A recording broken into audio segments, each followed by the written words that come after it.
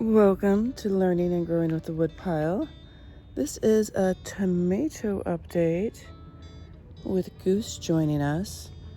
If you watched my pepper update, I explained a little bit like the sun. This is the east. It's about 7 in the morning.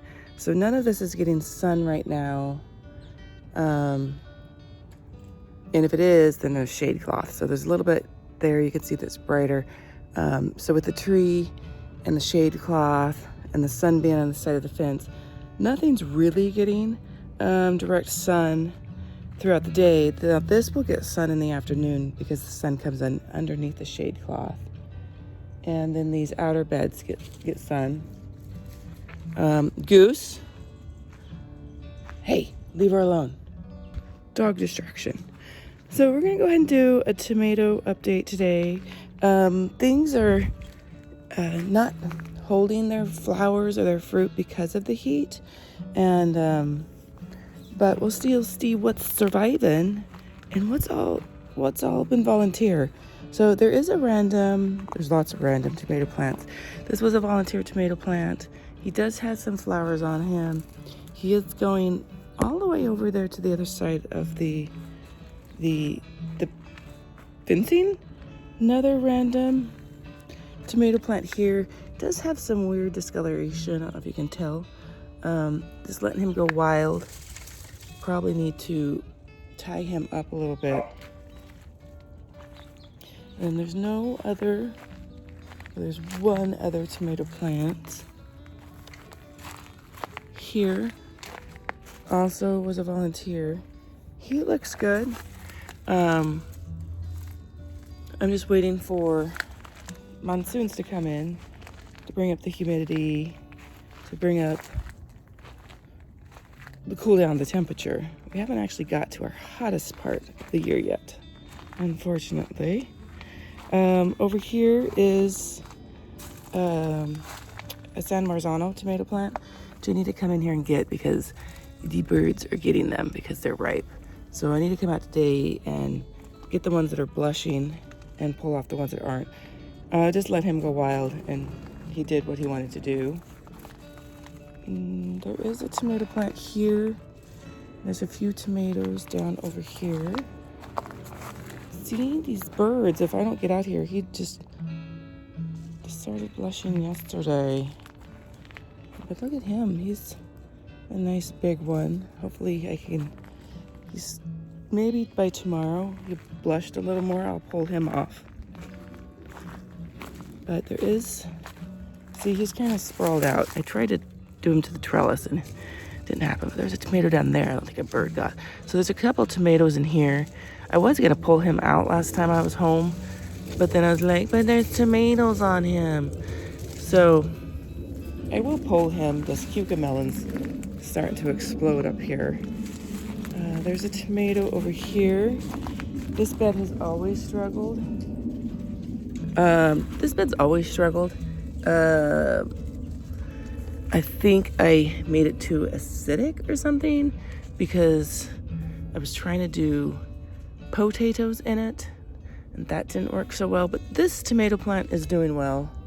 My theory is just let them grow wild. Maybe that's why my tomato plants don't do so well. I don't know. This tomato plant here has never given me fruit. I should just pull him, but he's huge. And I'm like, maybe if we just get through June and then monsoons come, he'll start producing. But he will be here a year in the fall. And it's something I bought from the nursery because I didn't get my tomatoes growing in cups myself. This is a volunteer tomato plant.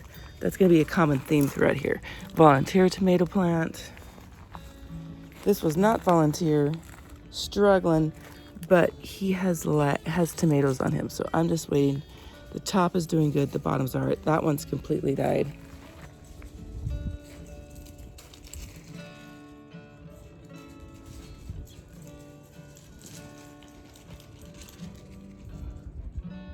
You should leave her alone.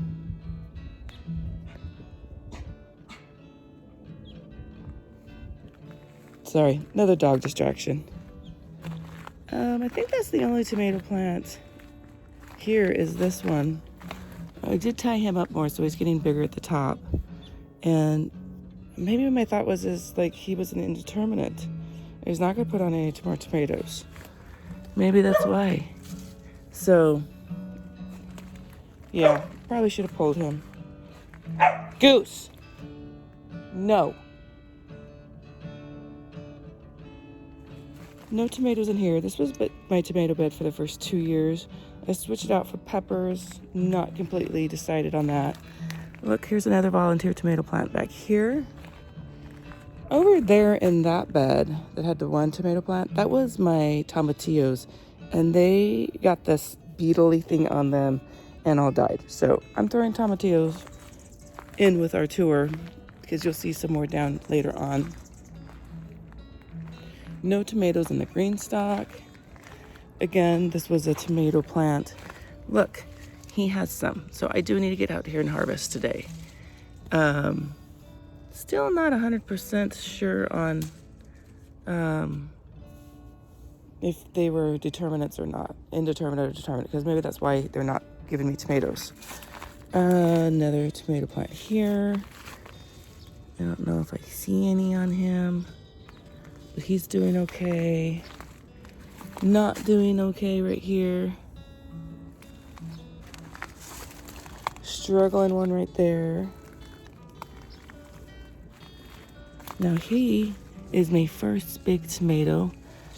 And he has a big old split in him, but I'm gonna let him stay. He has a split in him. I think that's a Paul Robeson. Or an early girl.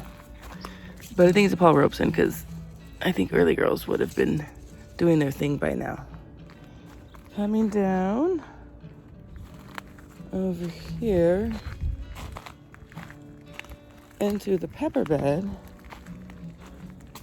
is, oh, well, let's finish off this bed. Over here, he's struggling. I feel like, see, there's spider webs on here, so it must be spider mites, so I need to get in there and spray them with something. That gave me like 3 tomatoes. I think that's an early girl. But over here, a volunteer tomatillo.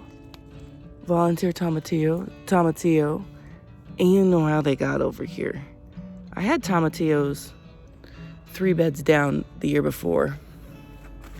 And then, coming down the other side, Goose is just about ready to get some spankings.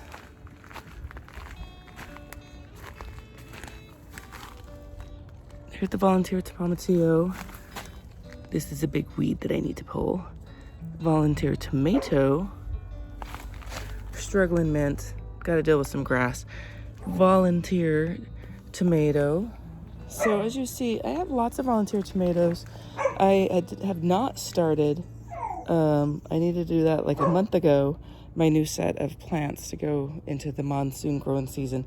So hopefully the volunteers do well and I don't have to buy any plant starts. But this was a tomato update for mid-June. Thank you for learning and growing with the Woodpile, where puppy's gonna get some spankings. Not really.